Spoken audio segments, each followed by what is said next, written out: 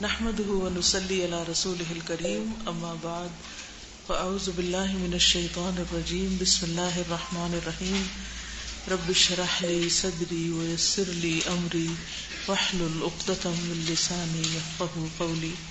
آیت الکرسی کی خاص باتیں کیا ہیں؟ یہ قرآن مجید کی سب سے بڑی آیت ہے، ٹھیک ہے۔ جو شخص رات کے وقت اس کو پڑھتا ہے شیطان اس کے قریب نہیں آتا۔ گڈ۔ اس ایک آیت کے اندر 10 صفات کا ذکر ہے اور ہر ایک کا بہت عظیم معنی ہے، بہت گریٹ معنی ہے، اس کا گریٹ میننگ ہے۔ اس کے علاوہ قرآن مجید کی کوئی اور ایسی آیت نہیں جس میں اللہ سبحانہ وتعالیٰ کی اتنی صفات بیک وقت جمع کر دی گئی ہوں۔ تو گویا ایک طرح سے یہ آیت اللہ سبحانہ وتعالیٰ کا بہت بہترین جامع تعارف ہے اور ایک بہت پاورفل آیت ہے۔ اس کے فائدوں میں سے کوئی خاص فائدہ بتائیے کہ شیطان کے دور ہونے کے علاوہ اوور آل انسان محفوظ رہتا ہے، اللہ کی حفاظت میں ہوتا ہے، اور ہر نماز کے بعد پڑھنے والا، جی ہاں، چند موٹی موٹی باتیں اس کے بارے میں یاد ہونی چاہیے۔ اب ہم اللہ سبحانہ وتعالیٰ کے ناموں کے بارے میں دیکھتے ہیں کہ جو اس آیت کے اندر آئے ہیں۔ سب سے پہلا نام کون سا ہے؟ اللہ۔ اور اللہ تعالیٰ کا ذاتی نام ہے۔ گڈ۔ اور سب سے مشہور بھی، greatest name and most famous. Quran Majeed میں بہت زیادہ ریپیٹڈلی آیا ہے۔ اللہ کا لفظ کس سے مل کر بنا ہے؟ یہ اس کا اصل کیا ہے؟ اس کی اوریجن کیا ہے؟ الہ، الالہ، خاص الہ، خاص معبود۔ دنیا میں لوگوں نے اپنے بہت سے معبود بنائے ہوئے، لیکن اصل معبود اللہ ہے، الالہ، خاص الہ ہے، اور وہی عبادت کے لائق ہے۔ الہ وہ ہوتا ہے جس سے سب سے زیادہ محبت کی جائے اور بہت زیادہ اس کی تعظیم کی جائے، ریسپیکٹ کی جائے، ریگارڈ کیا جائے اس کا۔ جیسے بتوں سے لوگ محبت بھی کرتے ہیں اور بہت ان کا ریگارڈ بھی کرتے ہیں، عزت بھی کرتے ہیں، ٹھیک ہے۔ تو اللہ لا الہ الا ہو، کہ اور تو کوئی الہ ہے ہی نہیں، اگر ہے تو بس صرف اللہ ہی ہے۔ الحی القیوم۔ الحی کیا معنی ہے؟ الحی کا زندہ ہے، ایور لیونگ، ہمیشہ سے زندہ ہے، ہمیشہ زندہ رہے گا۔ کل من علیہا فان ویبقی وجہ ربک ذو الجلال والاکرام۔ ہر چیز فنا ہونے والی ہے، ایک چیز جس کو فنا نہیں اور جس پر کبھی بھی موت نہیں آئے گی وہ اللہ رب العزت کی ذات ہے، الحی۔ اور الحی کا لفظ جو ہے حیات سے ہے، لائف سے۔ لائف اللہ کے سوا اور چیزوں کو بھی ملی ہے، مثلا انسان کو لائف ملی ہے، یا جانوروں کے اندر بھی لائف ہے، پلانٹس میں لائف ہے۔ فرق کس چیز کا ہے؟ اگر ہم کہتے ہیں اللہ زندہ ہے تو کہیں گے فلاں بھی زندہ ہے، تو کیا یہ شرک نہیں ہو گیا؟ اس کو بھی آپ نے زندہ کہہ دیا، وہ بھی زندہ ہے، یہ بھی زندہ ہے۔ تو صفت تو اصل تو اللہ کی صفت ہے، بندے کو یا کسی اور کو یہ صفت کہاں سے مل گئی؟ اس کی ذاتی ہے یہ صفت، ہمیں اس نے دی ہے، لیکن پھر بھی اگر دی ہے تو بیچ میں شریک نہیں ہو گئے کوئی اور چیزیں جن کو مل گئی یہ صفت؟ یعنی اللہ کی صفت بھی ہے اور کچھ اور مخلوق کی بھی ہے۔ تو ہم تو کہتے ہیں کہ ہم اللہ کی صفات میں بھی کسی کو شریک نہ کریں، تو اگر ہم کسی اور کو کہیں گے کہ اس کو وہ بھی زندہ ہے تو یہ تو شرک نہ ہو گیا؟ آپ کو میرا سوال سمجھ آ رہا ہے؟ ازلی ابدی، 2 لفظ لکھیں، حی ازلی ابدی، ہمیشہ سے ہے، ہمیشہ زندہ رہے گا، ہمیشہ سے زندہ ہے، ہمیشہ زندہ رہے گا۔ کوئی اور اللہ کے سوا ایسا ہے جو ہمیشہ زندہ ہمیشہ زندہ رہے گا؟ نہ ازلی ہے نہ ابدی ہے۔ فرق ہو گیا نا خود ہی، ٹھیک ہے۔ ایک تو آپ نے یہ رکھا۔ دوسرا یہ ہے کہ اس کی حیات میں جو صفات ہیں وہ کامل ہیں۔ حیات کی صفات کون سی ہیں، اوصاف کون سے ہیں؟ کیسے پتہ چلتا ہے کوئی چیز زندہ ہے؟ زندہ چیز موو کرتی ہے، اس کی سانس آتی ہے، گڈ، اور وہ دیکھتا ہے یا سنتا ہے؟ کیسے ٹیسٹ کرتے ہیں کوئی زندہ ہے؟ انہی چیزوں سے کرتے ہیں نا، ظاہری، ڈاکٹروں والی چیکنگ نہیں کہ دماغ مر گیا، دل مر گیا، کیا مر گیا کیا نہیں، ظاہر میں جو علامات ہیں. تو آپ دیکھیں کہ جن چیزوں پر زندگی کا انحصار ہے، یہ جو زندگی کی علامات ہیں وہ بھی اللہ میں کامل ہیں، جبکہ انسان میں کامل نہیں ہے، ناقص ہے. اچھا یہ بتائیے کہ الحی جو ہے یہ کون سے ناموں میں سے ہے؟ اس میں اعظم میں سے ہے. جن ناموں کے ساتھ اللہ کو پکارا جائے تو کیا ہوتا ہے؟ دعا قبول ہوتی ہے. ہاں، جو کہنے کی بات تھی خلاصہ یہ تھا کہ اللہ اور غیر اللہ کے درمیان صرف یہ ظاہری مماثلت ہے حیات کی، حقیقی نہیں. ہمارے پاس جو زندگی ہے وہ حقیقی نہیں، پرماننٹ نہیں. صرف جو زندگی کی علامات ہوتی ہیں ان میں سے کچھ علامات ہمارے اندر ہیں تو ہمیں زندگی نظر آ رہی ہے، ورنہ ہماری زندگی عارضی زندگی ہے، غیر حقیقی زندگی ہے. اللہ کے پاس جو حیات ہے وہ اصل حیات ہے، جیسے اس میں شرک کی کوئی بات نہیں ہے. اب آپ دیکھیے کہ آپ یہ کہہ سکتے ہیں کہ جنت میں تو انسان ہمیشہ زندہ رہیں گے، تو پھر کہہ سکتے ہیں نا، کوشچن آتا ہے نا مائنڈ میں، تو اگر جنت میں ہمیشہ زندہ رہیں گے تو پھر کہیں شریک تو نہیں ہوں گے، اس کو کیسے ریپیٹ کریں گے؟ ازلی اور ابدی دونوں. اگر انسان کو خالدین فیہا ابدا، ابدیت ملنے بھی والی ہے تو ازلیت تو نہیں تھی نا. دوسری بات یہ ہے کہ اللہ لائف کریٹ کرتا ہے، انسان خود سے نہیں لائف کریٹ کرتا. ہمیں جو ملی ہے ملی ہوئی ہے، اس کی ذاتی ہے. وہ دعا یاد ہے کسی کو؟ اللہم لک اسلمت وبک آمنت وعلیک توکلت وإلیک انبت وبک خاصمت اللہم انی اعوذ بعزتک لا الہ الا انت ان تضلنی وانت الحی الذی لا يموت والجن والانس یموتون. یہ ہے فرق، یہ ہے خلاصہ. انت الحی الذی لا يموت والجن والانس یموتون. سب مر جائیں گے، آپ کو موت نہیں. اصل زندگی تو اللہ کے پاس ہے نا، تو اللہ کی ہے. دوسری صفت کیا تھی؟ القیوم. قیوم کا کیا معنی ہوتا ہے؟ قائم رہنے والا، قائم رکھنے والا. قام یقوم سے، قام یقوم ٹو اسٹینڈ، کھڑے ہونے کے لیے استعمال ہوتا ہے. کسی بھی چیز کو کھڑے ہونے کے لیے سہارے کی ضرورت ہے. مثلا اس کو کھڑے ہونے کے لیے، اس کو کھڑے ہونے کے لیے، اور چیزوں کو سہارا چاہیے نا. ایک بچے کو کھڑا کرنا ہوتا ہے جب سہارا چاہیے ہوتا ہے، پودے کو کھڑا کرنے کے لیے جب وہ ساتھ چاہیے ہوتا ہے، اس پھول کو کھڑا ہونے کے لیے، اس پانی کو کھڑا ہونے کے لیے، ہر ایک کو کیا چاہیے؟ سہارا. اللہ ایسا قیوم ہے جس کو کسی کا سہارا نہیں چاہیے. یہ فرق ہے. وہ کسی پر ڈیپینڈ نہیں کرتا، انڈیپینڈنٹ ہے، سیلف ایگزسٹنٹ ہے، جبکہ ہم دوسروں پر ڈیپینڈنٹ ہیں. اچھا، پھر اسی طرح یہ ہے کہ اللہ سبحانہ وتعالی اگر القیوم ہے، بھروسہ اور یقین اور ڈیپینڈنس کہ مجھے میرے نفس کے حوالے نہ کرنا، اللہ تعالیٰ میں تیرے اوپر ڈیپینڈ کروں لیکن نہ کہ اپنے اوپر کروں. اور وہ دعا بھی مانگتے نا، یا حی یا قیوم برحمتک استغیث اصلح لی شأنی کلہ ولا تکلنی الی نفسی طرفۃ عین.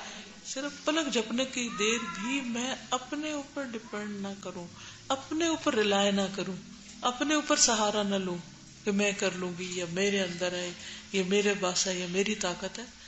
کچھ بھی ہے، ہدایت ہے تو اللہ دیتا ہے، رزق ہے تو اللہ دیتا ہے، زندگی دے تو اللہ دیتا ہے، قائم رکھے ہوئے تو اللہ رکھے ہوئے. یعنی میں اپنی ہر چیز میں اس کی محتاج ہوں. ٹھیک ہے، تو اللہ لا الہ الا هو الحی القیوم. قرآن پاک میں بھی ہمیں کہا گیا نا، وتوکل علی الحی الذی لا یموت. یہ ایک اور چیز یاد رکھیے کہ یہ دونوں صفات ساتھ ساتھ کیوں آ رہی؟ الحی القیوم ساتھ ساتھ کیوں؟ کیونکہ جو زندہ ہے وہ قائم ہے، وہ زندگی دینے والا ہے، وہ قائم رکھنے والا. قیوم میں صرف قائم رہنے کا معنی نہیں، قائم رکھنے کا معنی بھی ہے. ٹھیک ہے، اور اسی سے پھر توکل کی بات ہم نے سیکھی کہ جب وہ قائم رکھے ہوئے تو ہم ڈیپینڈ اس سٹینڈ پہ نہ کریں، اس پہ نہ کریں، اس پہ نہ کریں. اچھا ایک ہوتا ہے ہمارے مادی وجود، مثلا اب مجھے اٹھنا ہے نا، تو میں کیسے اٹھوں گی؟ کس کا سہارا لوں گی کھڑے ہونے کے لیے؟ اس کا سہارا لوں گی. یہ میرے مادی وجود کو اس کی ضرورت ہے، ٹھیک. لیکن میں صرف میرا یہ بینگ نہیں ہے، اس کے اندر بھی ایک ہے، میری روح بھی ہے. اور کیا ہے؟ اندر میری روح ہے نا، دل دماغ ہے نا، میری سوچ نیت ارادہ ہے نا. تو ایسی صورت میں مجھے کیا کرنا چاہیے؟ اس کو بھی کسی سہارے کی ضرورت ہے یا نہیں؟ مشکل وقت میں کسی کی ضرورت ہے کہ میں کسی پر ڈیپینڈ، کوئی میرے کام آئے، کوئی میری مدد کرے. اس صورت میں کیا کرنا چاہیے؟ تو ہمیں قرآن مجید میں سکھایا گیا وَتَوَكَّلْ عَلَى الْحَيِّ الَّذِي لَا يَمُوتُ، اس پر توکل کرو جو زندہ ہے اور جس کو آگے کیا ہے، لا تأخذہ سنۃ ولا نوم، نہ اس کو اونگ آتی ہے اور نہ نیند آتی ہے. نیند ہماری ویکنس ہے کہ نہیں؟ ہم نیند کے آگے بے بس ہو جاتے ہیں یا نہیں؟ ہو جاتے ہیں. کوئی شخص ذرا تھوڑی دیر کے لیے سوچئے، کوئی شخص کتنا بھی بریو کیوں نہ ہو، کتنا بھی اسٹرانگ کیوں نہ ہو، کتنا بھی طاقتور کیوں نہ ہو، پاورفل کیوں نہ ہو، کوئی بھی کیوں نہ ہو، کوئی اسکالر ہو، کوئی بادشاہ ہو، کوئی کچھ بھی ہو، جب نیند آتی ہے تو کیا ہوتا ہے؟ بیٹھا رہتا ہے، لیٹنا پڑتا ہے. ہم سب سے زیادہ اکڑ میں کب ہوتے ہیں؟ جب ہم کھڑے ہوتے ہیں. اس سے کم جب ہم بیٹھ جاتے ہیں، اور اس سے کم لیٹنا کس چیز کا سمبل ہے؟ عاجزی کا. جو لوگ سجدہ نہیں بھی کرتے نا، وہ بھی ان کو لیٹنا پڑتا ہے. جب کشتی میں پہلوان پچھاڑتا ہے تو کیا کرتا ہے؟ لٹا دیتا ہے نا. تو گویا نیند ہمارے لیے کیا ہے؟ پہلوان ہے جو ہم کو ہر روز ہرا دیتی ہے. ہر روز ہماری حقیقت ہمیں یاد دلاتی ہے کہ ہم بہت کمزور انسان ہیں. اور کچھ لوگ تو اگر وہ 8 9 10 گھنٹے نہ سوئے تو کام ہی نہیں کر سکتے. یہ اور بھی زیادہ ویکنس ہے. یعنی کچھ آپ نے دیکھا ہوگا جو جتنے اسٹرانگ ہوتے ہیں یا مینٹلی اسٹرانگ ہوتے ہیں تو ان لوگ وہ اتنے کم سوتے ہیں. تھوڑا سا بھی سو کے ان کی وہ بہت کام کر لیتے ہیں. آپ کسی ایسے شخص کو جانتے ہیں جو 2 گھنٹے سوتا ہو بس؟ 1 یا 2 گھنٹے سوتا ہو؟ ڈاکٹر ذاکر نائک تھوڑا سا بھی سوتے ہیں ان کو کافی ہو جاتی ہے وہ نیند. دنیا میں اور لوگ بھی ہیں کہ جو کم سوتے ہیں، اور وہ اتنا سونا بھی. ہم اس دفعہ جب عمرے پر تھے نا تو وہ الحمدللہ ہر روز تراویح ایک ہی جگہ پر ہوتی تھی ہماری.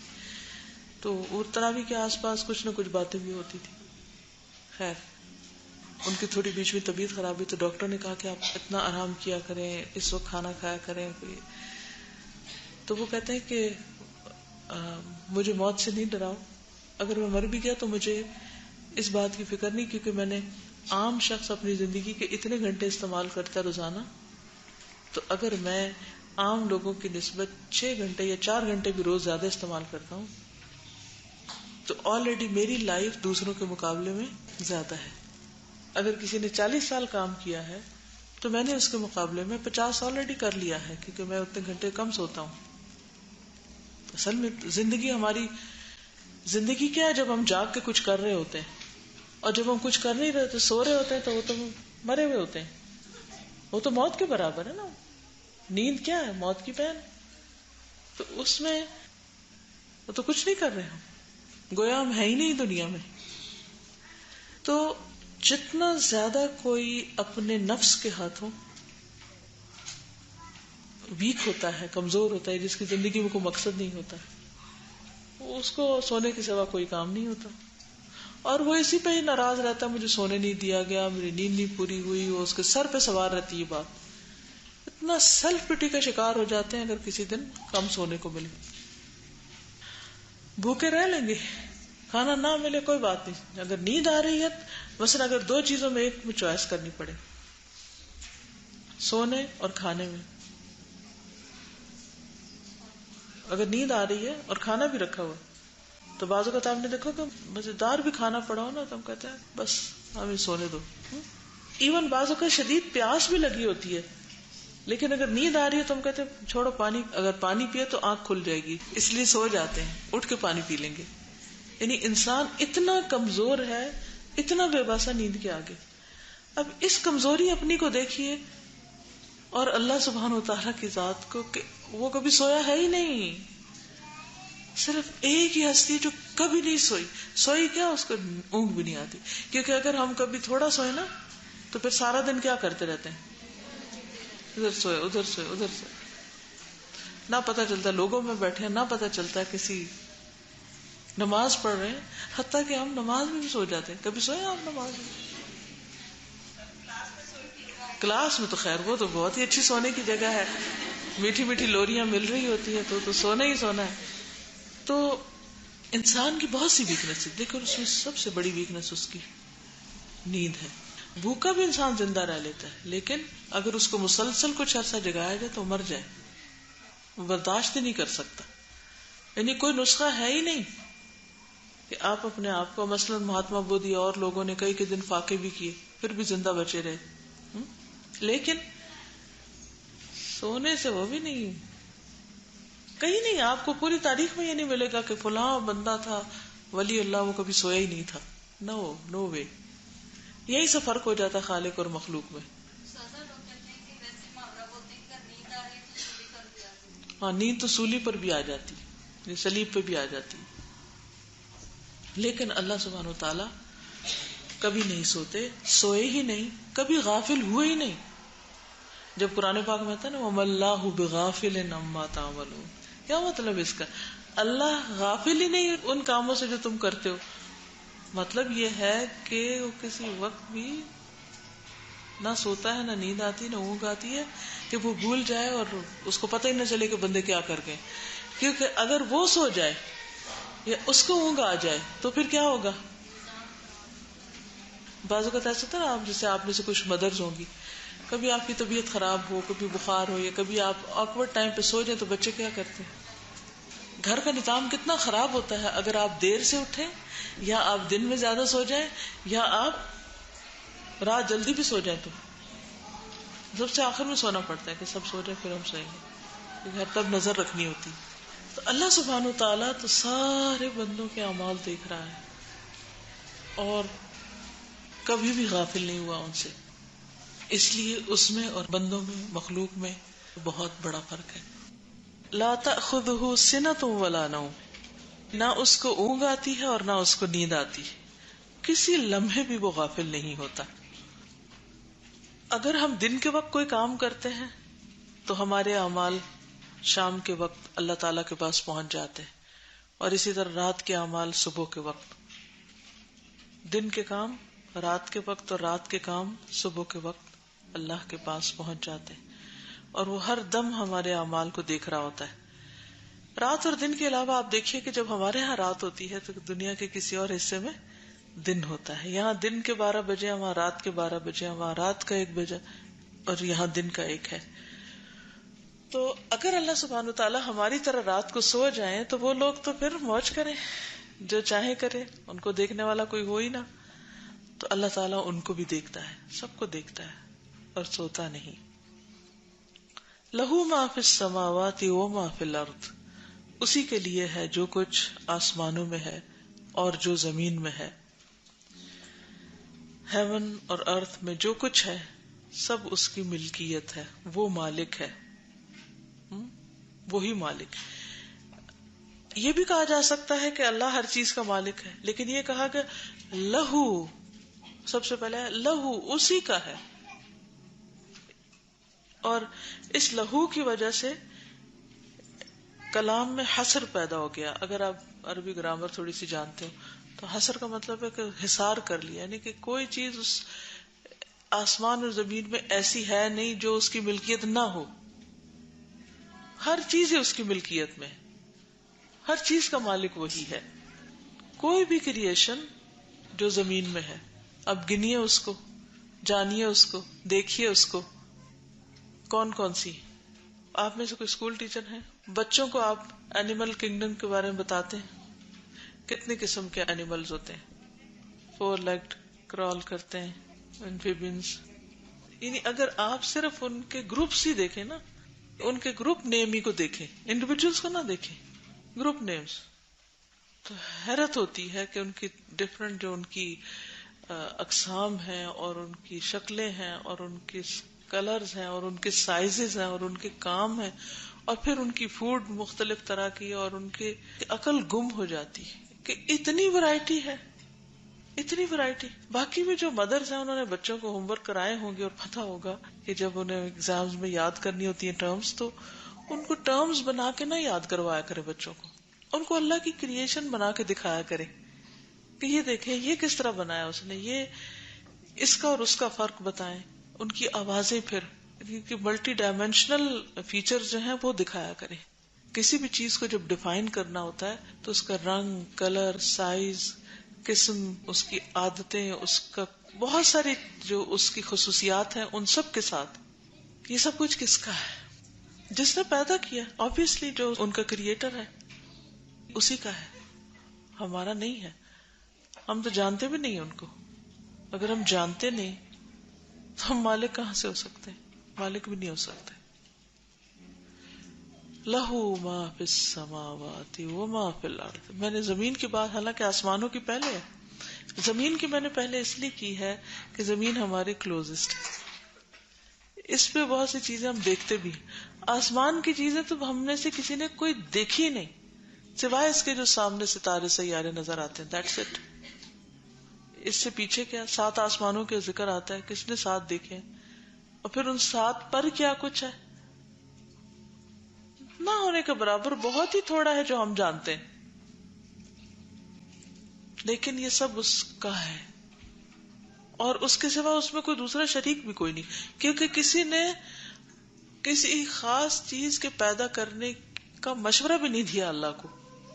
ڈیزائن بنانا تو دور کی بات، کوئی ایک چھوٹی سی چیز ہمیں بنانی پڑتی ہے نا تو ہم پریشان ہو جاتے ہیں کہ اچھا کیسے بنائے، تم کوئی آئیڈیا دو، تم آئیڈیا دو، مجھے یہ ڈیزائن بنانا ہے، مجھے یہ. پریشانی کی حد ہوتی ہے نا، ہر شخص سٹریس میں آ جاتا ہے. جب اب یہ صرف اینیمل کنگڈم کی بات ہو رہی ہے، اگر آپ باقی سب کو دیکھیں اور وہ جو غائب میں ہے جیسے جن ہیں، فرشتے ہیں، حالانکہ وہ بھی اس زمین پر بھی ہوتے ہیں لیکن ہمیں تو ان کا بھی نہیں پتا. وما یعلم جنود ربک الا ھو. تیرے رب کے جنود کو، لشکروں کو اس کے سوا کوئی جانتا ہی نہیں، کسی کو پتہ ہی نہیں ان کا. تو ایسا عظیم ہے وہ رب.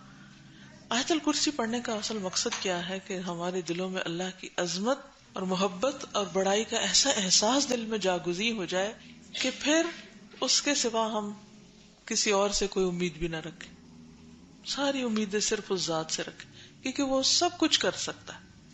اور پھر 2 چیزیں یاد رکھیں، ایک تو یہ ہے کہ صرف وہ مالک ہے اور دوسرا یہ ہے کہ اس کی ملکیت میں کوئی شریک نہیں ہے. تیسری بات یہ ہے کہ وہ اپنی مخلوق میں جیسے چاہے تصرف کر سکتا ہے. اس بات کا کیا مطلب ہے؟ بعض جانور آپ دیکھتے ہیں ان کی شکلیں اتنی بھیانک ہوتی ہیں کہ دیکھتے ہی خوف آ جاتا ہے. ان کو آنکھیں یہاں لگی ہوئی ہیں، کان بڑے بڑے ہیں، یا ان کی اتنی لیگز ہوتی ہیں، ایسے چلتے ہیں کہ، یا پھر یہ کہ کاٹتے ہیں. تو ان کو اس خاص شیپ میں کس نے بنایا، کس نے ان کا رنگ بنایا، کس نے ان کا ڈیزائن، جو کچھ کرتے ہیں ہمیں تو یہ بھی نہیں پتا وہ کرتے کیا کچھ ہے. تو اللہ تعالیٰ اپنی مخلوق میں جیسے چاہے تصرف کر سکتا ہے. مثلا چاہے ان میں چینج کر سکتا ہے، ان کو یوز کر سکتا ہے. مثلا یہ انگوٹھی میری ہے، میں چاہوں تو اس انگلی میں پہنوں، چاہوں تو اس میں پہنوں، چاہوں تو نہ پہنوں، چاہوں تو پھینک دوں، چاہے تو توڑ دوں، چاہے تو بیچ دوں، چاہے تو کسی کو گفٹ دے دوں. یہ سارے کیا ہیں؟ ایک انگوٹھی، لیکن اس کے ساتھ کئی قسم کے سلوک ہو سکتے ہیں. ان میں سے کوئی ایک سلوک میں جو چاہوں کروں. کوئی کیا مجھ سے پوچھ سکتا ہے کہ او آپ نے اپنی انگوٹھی پہنی ہوئی کیوں نہیں، یا فلاں کو کیوں دے دی، ہے بیچ دی، کیوں بیچی؟ انسانوں سے تو پھر بھی کوئی پوچھ سکتا، اللہ سے کوئی نہیں پوچھ سکتا کہ آپ نے مخلوق کیوں پیدا کی ہے اور آپ نے اس کو مار کیوں دیا ہے اور یہ کیوں کھاتا ہے اور وہ کیوں نہیں کھلاتے اس کو. آپ جیسے چاہے، جس کو چاہے زندگی دے، جس کو چاہے موت دے. کوئی نہیں پوچھ سکتا اس سے. یہ سب اسی کے اطاعت گزار ہیں, اللہ کے فرما بردار ہیں, کسی اور کے نہیں. اسی لیے آپ نے دیکھا ہوگا کہ جانوروں کی کچھ عادتیں ایسی ہوتی ہیں کہ آپ جو مرضی کر لیں انہوں نے وہی کرنا ہے.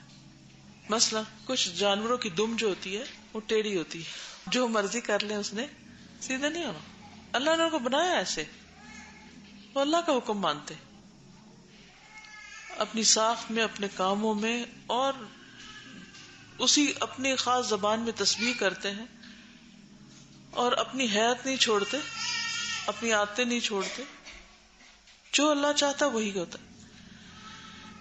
پھر آپ دیکھیے کہ اگر ہم اس میں صرف, آج تو ہم بہت جانوروں کی باتیں کر رہے ہیں, لیکن آپ ستاروں سیاروں کو دیکھیں. آپ چاہیں ان کا سائیکل چینج ہو جائے, سورج نکلنے کا وقت تبدیل کر دیں, آپ چاند کی روشنی کچھ ڈگری بڑھا دیں, کم کر دیں, سائز بڑھا دیں, چھوٹا کر دیں, ہے ہمارا بس چلتا ہے؟ کچھ بھی نہیں. اس سے کیا پتہ چلتا ہے کہ یہ ہماری ملکیت نہیں ہے, یہ اللہ کی ملکیت ہے. بات یہی ہے کہ اللہ ان کا مالک ہے, وہی ان کو سسٹین کرتا ہے, وہی ان کی تدبیر کرتا ہے, وہی ان کو قائم رکھے ہوئے ہے. سب اللہ کے محتاج ہیں, وہ کسی کا محتاج نہیں ہے, اور کوئی اس سے بڑا نہیں ہے. من ذا الذی یشفع عندہ الا باذنہ, کون ہے جو اس کے پاس سفارش کر سکے کسی کی بخشش کی یا کسی کو چھڑانے کی, الا باذنہ, مگر اسی کے اذن کے ساتھ. سفارش کے لیے بھی اس کی اجازت چاہیے, کیونکہ اللہ تعالیٰ ساری مخلوق کا مالک ہے, ساری مخلوقات اس کی ہیں, تو اس لیے مخلوق میں سے کوئی ایسا نہیں جو اللہ کی مرضی سے آگے بڑھ سکے. من ذا الذی, سارے جو اس کے مخلوق ہیں, تو ہے کوئی جو اس کی مخلوق میں سے اس کے اذن کے بغیر ایک پتا بھی توڑ دے؟ جب کچھ بھی اور نہیں کر سکتے تو وہ سفارش بھی نہیں کر سکتے. اندہ سے کیا مراد ہے؟ اللہ تعالیٰ. الا باذنہ, ہاں ایک شرط ہے, اگر اللہ کا اذن ہو, اللہ کی اجازت ہو, اللہ تعالیٰ اس کے لیے کسی کو کہے کہ ہاں تم سفارش کر لو, تو وہ کر سکتا ہے. اب سوال ہی پیدا ہوتا ہے کہ کیا نبی صلی اللہ علیہ وسلم سفارش کریں گے قیامت کے دن؟ کریں گے, بالکل کریں گے. کس لیے کریں گے؟ سب سے پہلی شفاعت کون سی ہوگی؟ اس کو کیا کہا جاتا ہے؟ الشفاعت الکبریٰ, بڑی شفاعت. وہ کون سی ہے بڑی شفاعت؟ حساب قائم ہونے کی جگہ. حساب قائم ہونے کے لیے اس میں نا کہ جب ساری مخلوق کو اٹھا دیا جائے گا, سب اکٹھے ہو جائیں گے, پھر سب انتظار میں ہوں گے کہ یا اللہ حساب شروع ہو, تاکہ ہم جس نے جہاں جانا ہے وہ اپنے گھر پہنچے.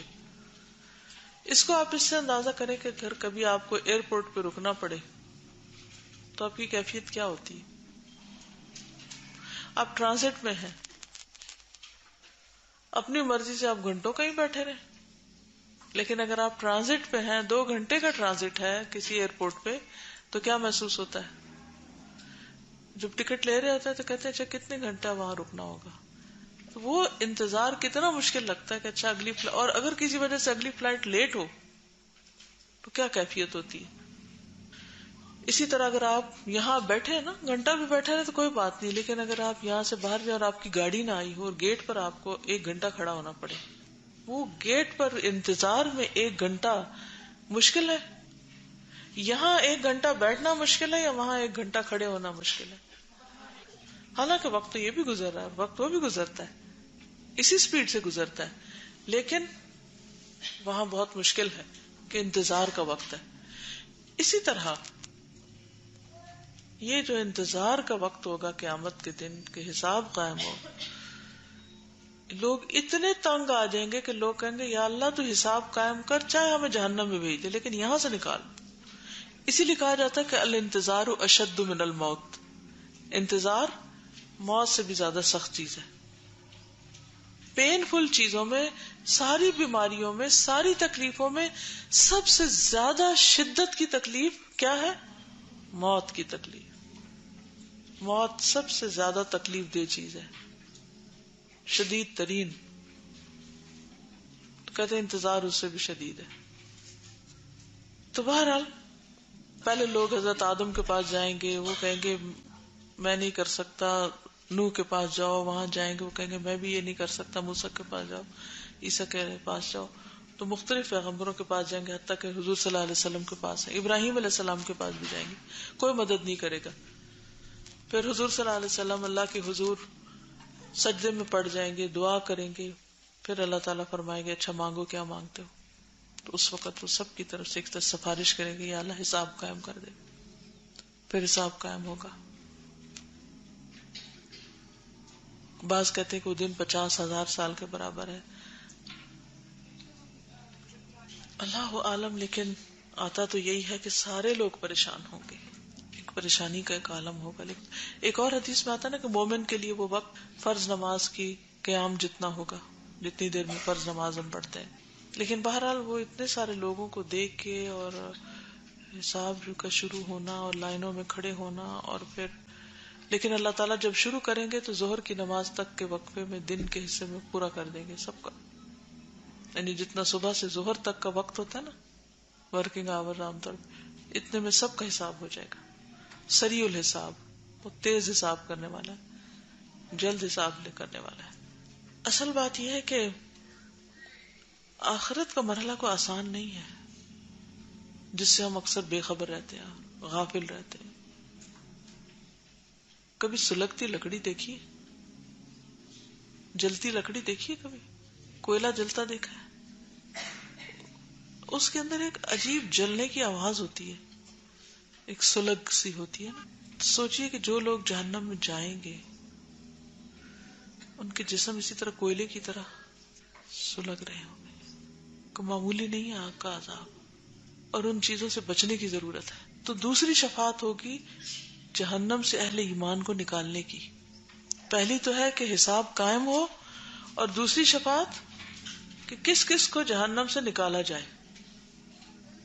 آپ دیکھیں کہ صرف چند لمحے اگر تیل پڑ جائے نا ہاتھ پہ کیا کیفیت ہوتی ہے، تھوڑی دھوپ لگ جائے کچھ ہو تو کچھ لوگ تو سیدھے ہی جنت میں چلے جائیں گے، خوش قسمت، بے حساب چلے جائیں گے.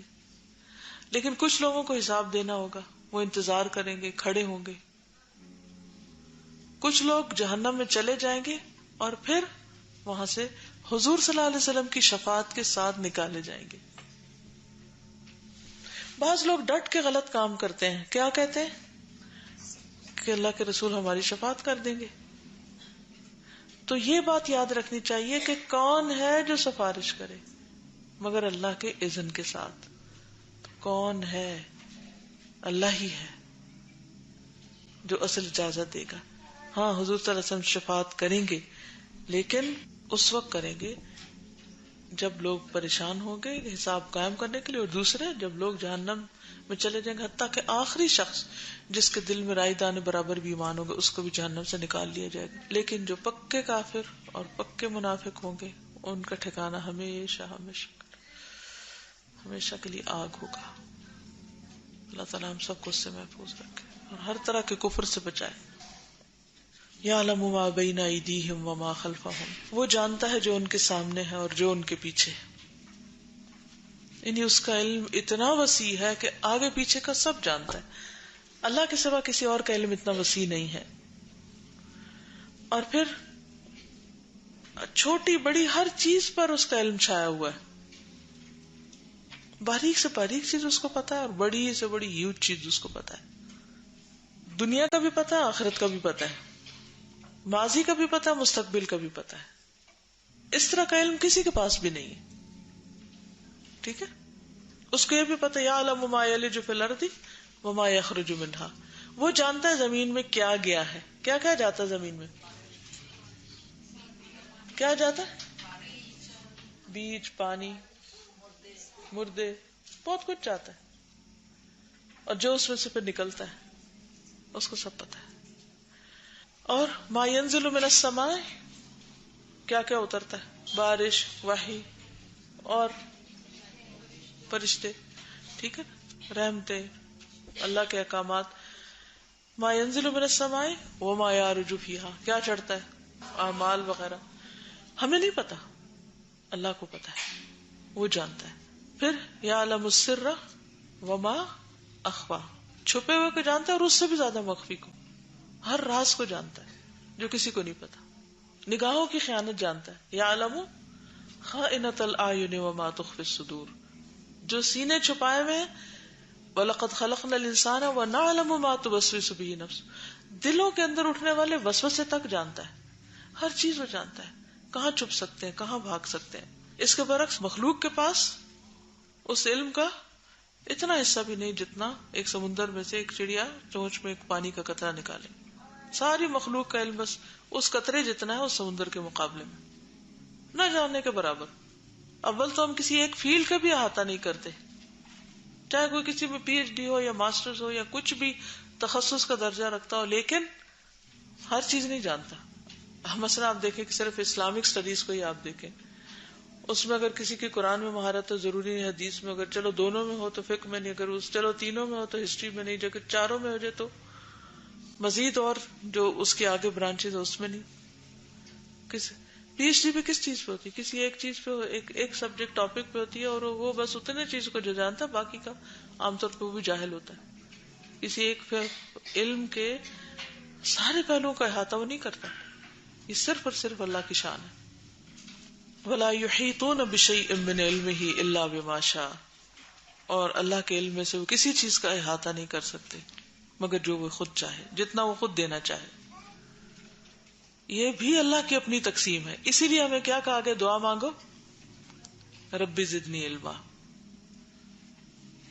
کیونکہ وہ دیتا ہے، پیغمبروں کو بھی وہی دیتا ہے اور دوسروں کو بھی وہی دیتا ہے۔ اس لیے ہمیں اس بات کا حریص ہونا چاہیے، کیونکہ وَلَا يُحِيطُونَ بِشَيْءٍ مِّنْ عِلْمِهِ إِلَّا بِمَا شَاءَ، اللہ کے علم میں سے کوئی شخص کسی بھی چیز کا احاطہ نہیں کر سکتا، بس اتنا ہی جان سکتا ہے جتنا وہ چاہتا ہے۔ تو پھر اس سے ہم کیا کریں؟ مانگتے رہیں کہ ہمیں اور دے، ہمیں اور دے۔ اور یہ ایک پسندیدہ چیز ہے، یعنی علم میں اضافہ اور علم میں زیادتی کی خواہش جو ہے ایک بہت پسندیدہ خواہش ہے۔ پھر آپ دیکھیے کہ انبیاء اور رسل کے پاس بھی جو علم ہے وہ بھی کس کا ہے؟ اللہ کا دیا ہوا ہے۔ فرشتوں کے پاس جو علم ہے اللہ کا دیا ہوا ہے، بندوں کے پاس جو علم ہے اللہ کا دیا ہوا ہے، چاہے وہ دین کا یا دنیا کا، وہ سائنس کا یا ہسٹری کا، وہ سب اللہ ہی کا دیا ہوا ہے۔ اور پھر اس علم کو دماغ میں ریٹین کرنے کی صلاحیت، وہ جتنا وہ چاہتا ہے یاد رکھتے ہیں اور جو وہ چاہتا ہے ہم بھول جاتے ہیں۔ جی، شیطان کا ایک بڑا حصہ ہے اس میں۔ بس اللہ تعالیٰ کی مدد لیتا رہے، اللہ کا ذکر انسان کرتا رہے تو شیطان سے بچ کے وہ مضبوط قلعے میں آ جاتا ہے۔ ذکر جو ہے نا اللہ کا، یہ بہت ممد و مددگار ثابت ہوتا ہے۔ ہر موقع پر نبی صلی اللہ علیہ وسلم اللہ تعالیٰ سے دعائیں کرتے ہیں اور مختلف طرح کے اللہ کے ساتھ ایک تعلق کی بات ہے، تو شیطان کا مقابلہ انسان نہیں کر سکتا، اللہ ہی ہے جو انسان کو شیطان سے بچاتا ہے۔ اعوذ باللہ من الشیطان الرجیم۔ تو شیطان بلواتا بھی ہے، شیطان غصہ بھی دلاتا ہے، شیطان انسان کے اندر، یعنی کہ آپ دیکھیں نا کہ انسان کے اندر مختلف چیزیں، اس کی بایولوجیکل نیڈز ہیں، اس کی ایموشنل نیڈز ہیں، اس کی مینٹل اور اس کی جو انٹلیکچوئل نیڈز ہیں، یہ ساری انسان کے اندر ہے۔ پھر اس کے اندر ڈرائیوز ہیں، کچھ خواہشات ہیں اس کی۔ شیطان ہر رستے سے داخل ہوتا ہے، ہر چیز میں داخل ہونے کی کوشش کرتا ہے۔ اسی لیے کھانا کھانے کی دعا بتائی گئی، اسے بیوی کے پاس جاتے وقت کی دعا بتائی گئی۔ پھر اسی طرح قرآن بھی پڑھو تو کیا پڑھو؟ اعوذ باللہ پڑھو۔ اسی طرح یعنی ہر موقع کی مناسبت سے جو دعائیں ذکر ہیں، یہ دراصل شیطان کے شر سے محفوظ رکھنے کے لیے۔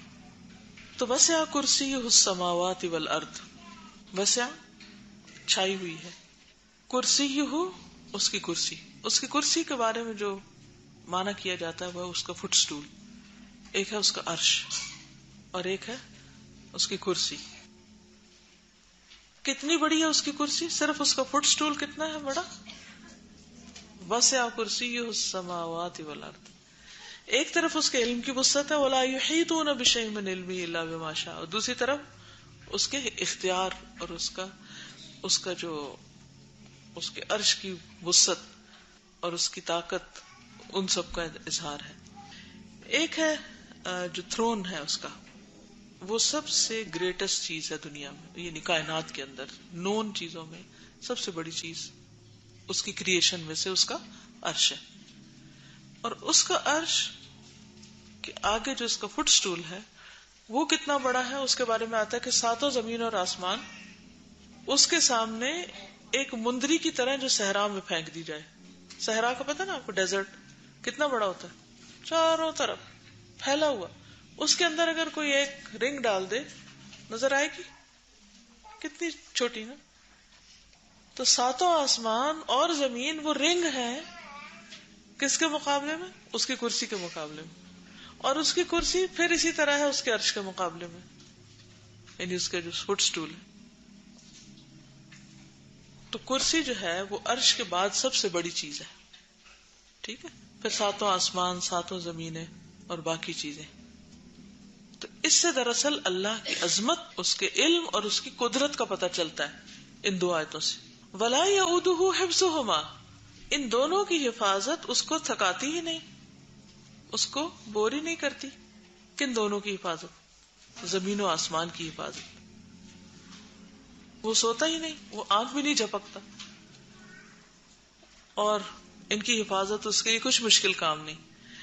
تو اگر آسمانوں اور زمین کی حفاظت اللہ کے لیے مشکل نہیں تو میری حفاظت کو مشکل ہے؟ میرے گھر کی حفاظت مشکل ہے اس کے لیے؟ میرے بچوں کی حفاظت مشکل ہے؟ کس کی حفاظت مشکل ہے؟ اس کے لیے کسی بھی چیز کی حفاظت مشکل نہیں. میرے لیے بہت مشکل ہے. میں اگر یہاں بیٹھی ہوں تو اس وقت گھر خالی ہے، سب کا یہی حال ہے. بچے پتہ نہیں کیا کر رہے ہیں، اور جو ہماری ملکیت کی چیزیں خدا جانے ان کا کیا ہو رہا ہے. کئی دفعہ ایسا تھا لوگ گھر سے باہر ہوتے گھر میں چوری ہو جاتی. ہمارے تو یہ حال ہے، جو بہت عقل مند بنتے ہیں کہ اپنی ہر چیز کو لاکس میں اور پتہ نہیں کس کس طریقے سے سمیٹتے ہیں. ہمارے لیے مشکل ہے حفاظت، اس کے لیے کچھ بھی مشکل نہیں. ہر چیز کی حفاظت کرتا ہے. اور بڑی بات یہ ہے نا حفاظت کی اس کی کہ ہر ایک کو کام کرنے کا موقع مل رہا ہے، ورنہ تو ہر چیز آپس میں ٹکرا جائے، بندہ بندے کو مار ڈالے چھوٹی چھوٹی بات کو. اب بھی ہوتا ہے، لیکن پھر اسی طرح آپ دیکھیں کہ چیونٹیاں کس طرح سروائیو کرتی ہیں. باقی مخلوق جن کو ہم ہر وقت اسپرے کرتے رہتے ہیں پھر وہ کس طرح نکل آتے. چھوٹے سے چھوٹا کیڑا کس طرح سروائیو کرتا ہے. تو اللہ تعالیٰ کے اذن سے ان کو بھی جینے کا موقع ملتا ہے. تو وَلَا يَئُودُهُ حِفْظُهُمَا وَهُوَ الْعَلِيُّ الْعَظِيمُ. جب بھی آپ کو اپنے بچوں کی یا اپنے گھر کی یا اپنے آپ کی، اپنے مستقبل کی کسی چیز کا خوف آئے، اس کا کیا بنے گا، اس کا کیا بنے گا، واللہ خیر حافظا وهو ارحم الراحمین. اللہ سب سے بہترین حفاظت کرنے والا ہے اور وہ ارحم الراحمین ہے. میں اپنا سب کچھ اس کے سپرد کرتی ہوں. اس سے آپ کی کیفیت کیسے ہوگی؟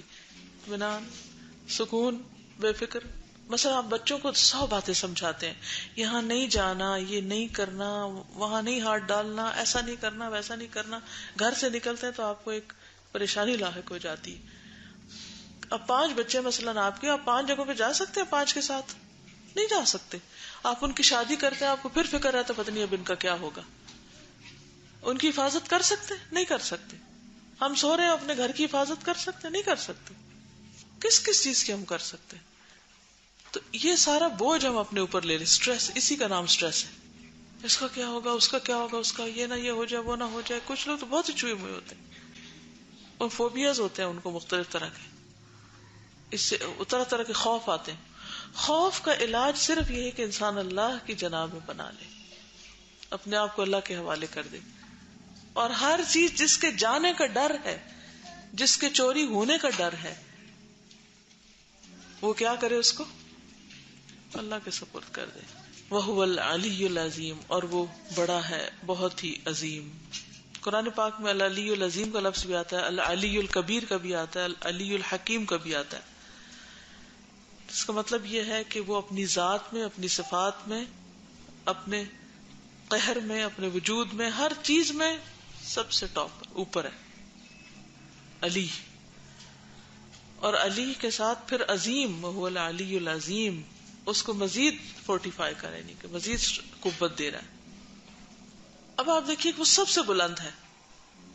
اپنی ذات میں کیسے سب سے بلند ہے؟ ارے وہ عرش پر ہے، وہو العلی، اس کی ذات سب سے اونچی ہے، سب سے اوپر ہے وہ. دنیا میں تو آپ دیکھیں کہ آپ بڑی سے بڑی عمارت بنا لیتے ہیں، اس کے سب سے اوپر فلور پہ کہہ کہ میں سب سے اونچا ہو گیا. ہم دیکھو بچے بھی کھیلتے ہیں نا کہ میں تم سے اونچا.